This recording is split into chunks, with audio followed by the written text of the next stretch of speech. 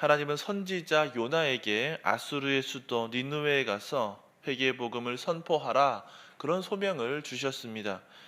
그런데 아수르는 이스라엘을 그때까지 괴롭혀 온 조국의 원수였습니다.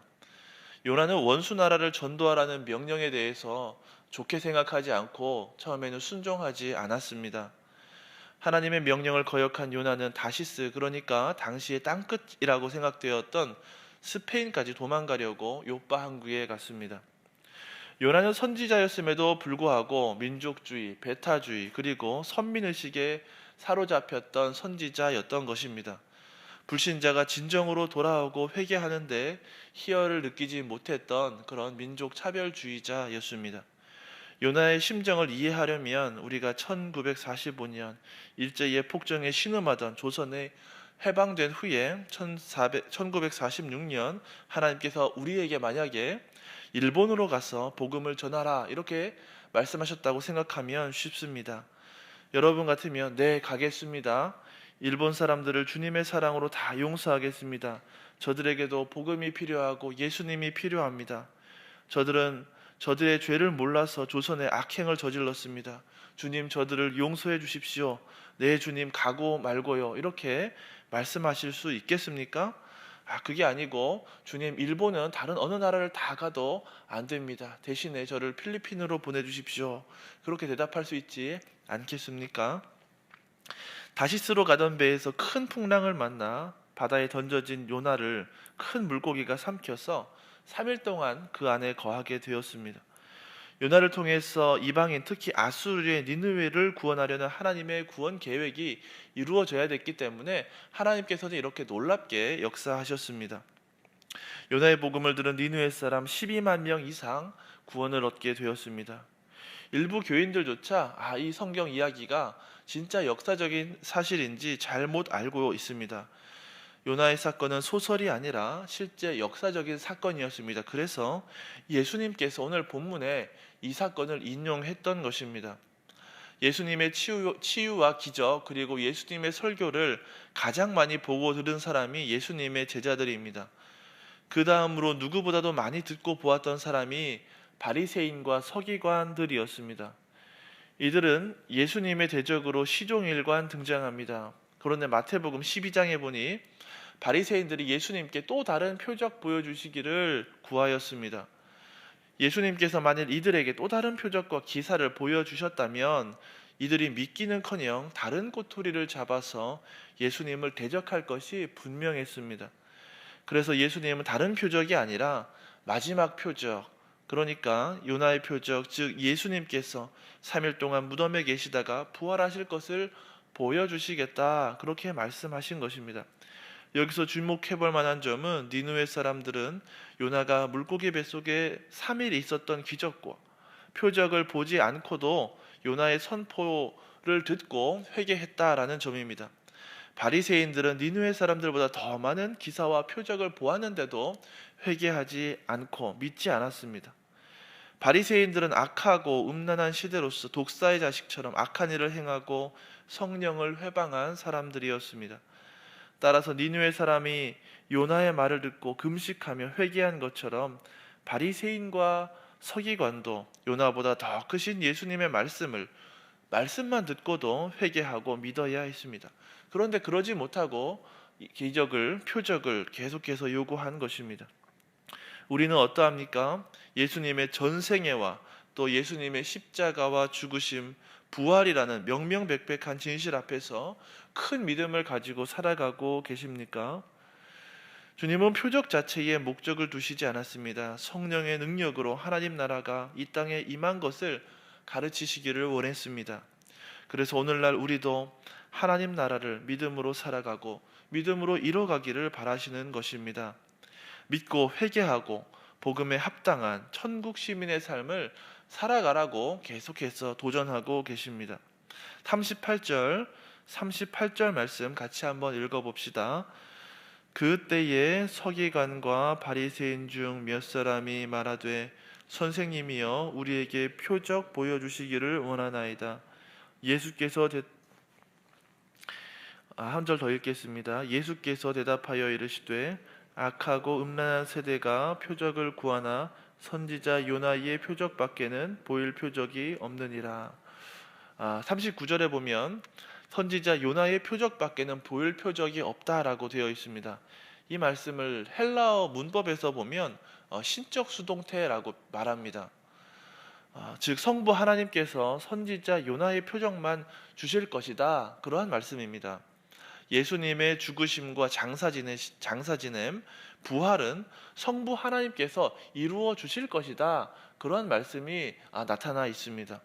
성부 하나님께서 예수님의 십자가와 부활을 예정하고 계셨습니다.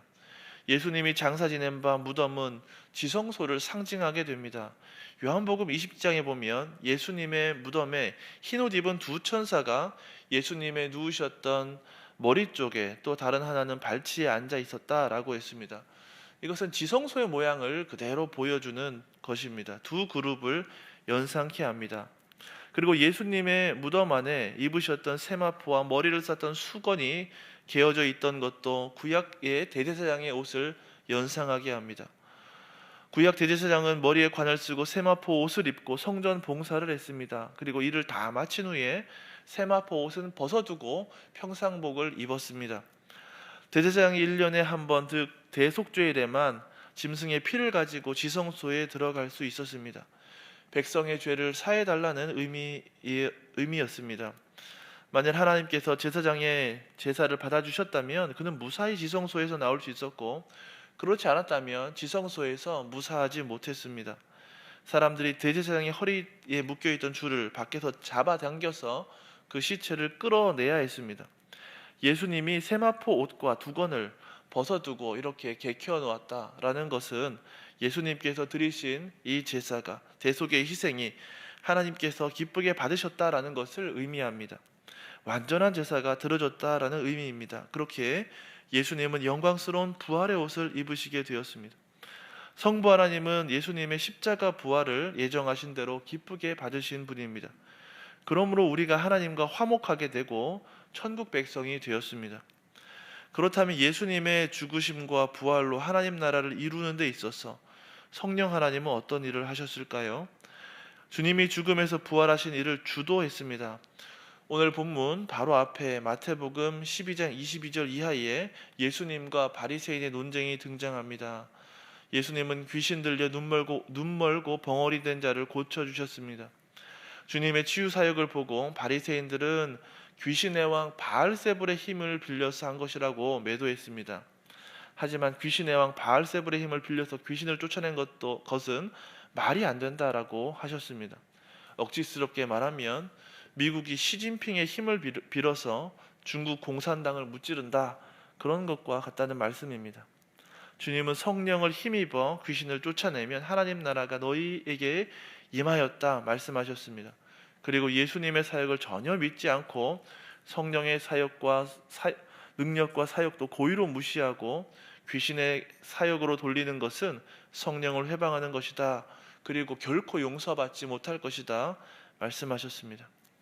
바리새인들을 향해서 독사의 자식들아 책망하시면서 악한 사람은 악한 열매만 맺고 심판날에 행한 그대로 벌을 받게 될 것이다 말씀하셨습니다. 예수님은 무리에 의해서 다윗의 자손이라고 인정을 받게 되었습니다. 예수님이야말로 다윗의 후손으로 오신 분입니다. 다윗의 왕권이 내다보았던 영원한 하나님 나라 통치를 행하시는 진정한 왕이다라는 말입니다. 하지만 백성과는 달리 바리새인들은 그렇게 고백하지 않았습니다. 38절에 보니 서기관도 데리고 왔습니다. 서기관은 바리새인 중에 바리새인입니다. 바리새인 중에 핵심 엘리트가 서기관이었습니다. 이들은 율법을 가르치는 선생으로 구별된 생활을 하려고 힘썼으나 가식적이고 형식적인 생활을 했습니다. 서기관과 바리새인이 또 다른 표적 보여주기를 요구한 것입니다. 41절 42절 말씀 같이 읽어봅시다. 심판 때에 니느웨 사람들이 일어나 이 세대 사람을 정죄하리니 이는 그들이 요나의 전도를 듣고 회개하고 요나보다 더 큰 이가 여기 있으며 심판 때에 남방 여왕이 일어나 이 세대 사람을 정죄하리니 이는 그가 솔로몬의 지혜로운 말을 들으려고 땅 끝에서 왔음이거니와 솔로몬보다 더 큰 이가 여기 있느니라.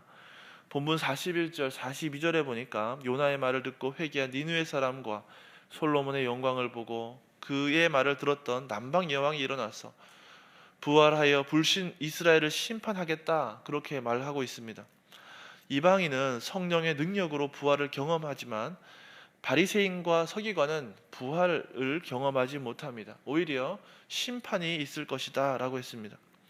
예수님의 지상사역, 특히 행하신 기적과 표적은 성령의 능력으로 행하신 것입니다.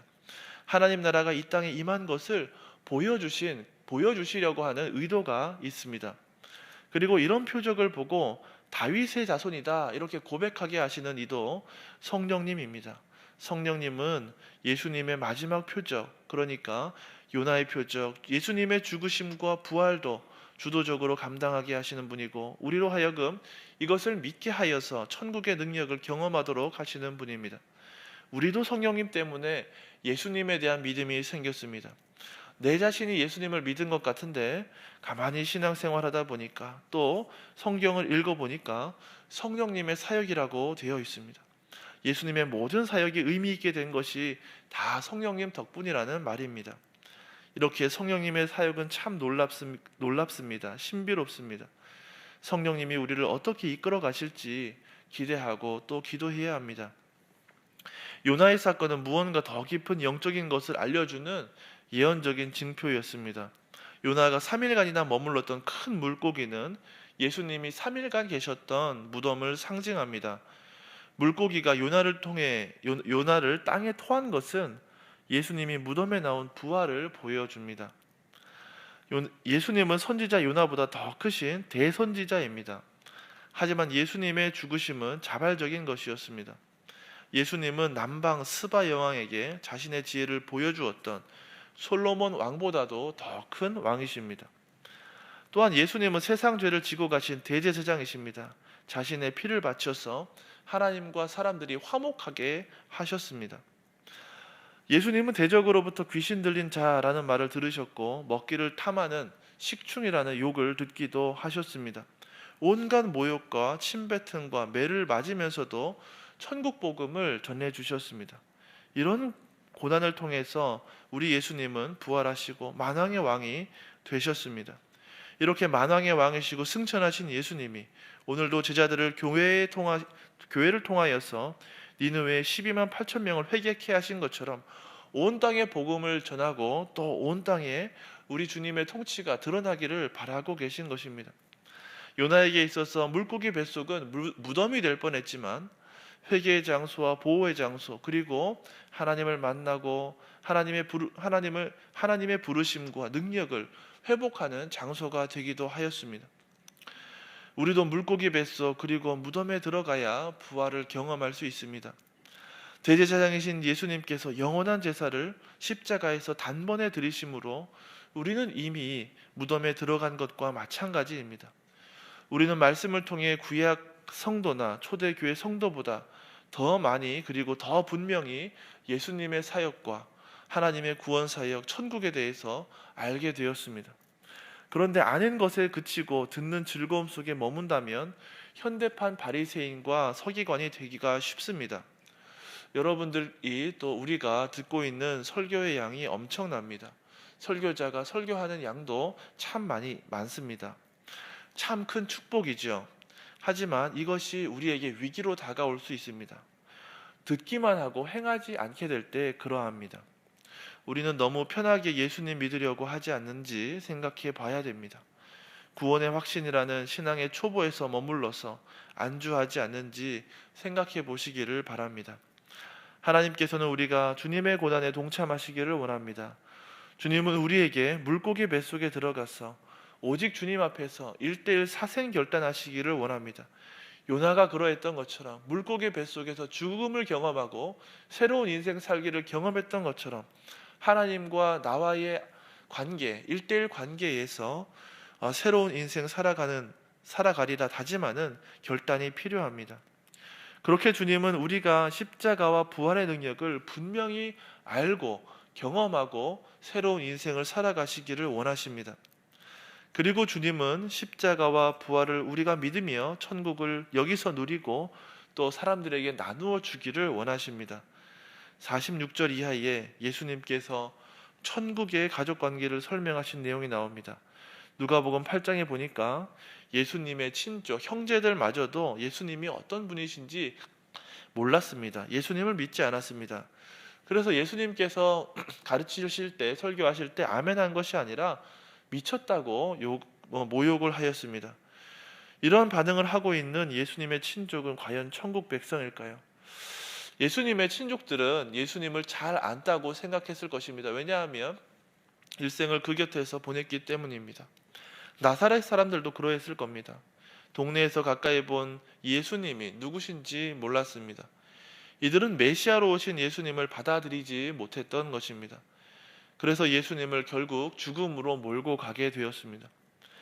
우리의 신앙 연수는 예수님과 성경을 익숙하게 하지만 반드시 그것이 신앙의 진보를 보장하는 것은 아닙니다. 어느 날 우리에게 그동안 잘 알지 못했던 말씀이 주어진다면, 말씀을 깨닫게 된다면 어떤 반응을 보이겠습니까? 굳어진 신앙 습관을 그대로 고집하겠습니까? 아니면 하나님의 말씀대로 나의 생활 습관을 수정하고 또 개혁해 나가시겠습니까?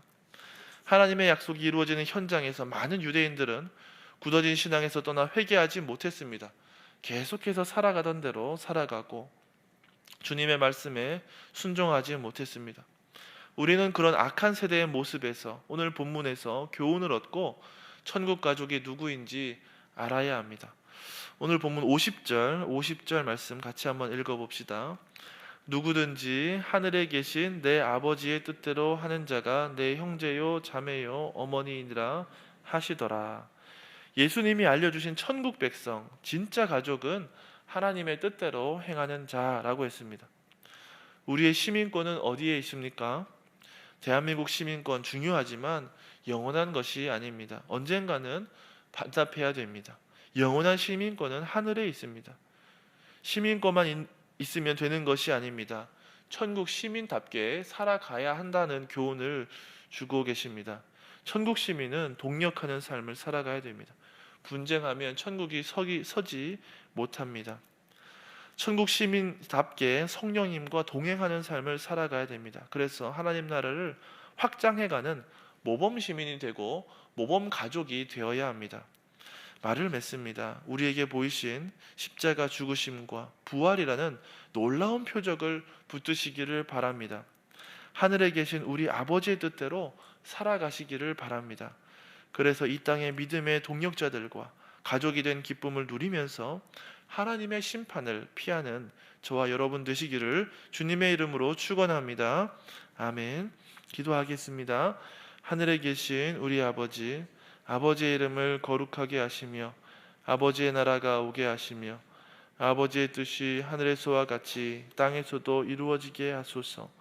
오늘 우리에게 일용할 양식을 주시고 우리가 우리에게 잘못한 사람을 용서하여 준 것 같이 우리 죄를 용서하여 주시고 우리를 시험에 빠지지 않게 하시고 악에서 구하소서. 나라와 권능과 영광이 영원히 아버지의 것입니다. 아멘.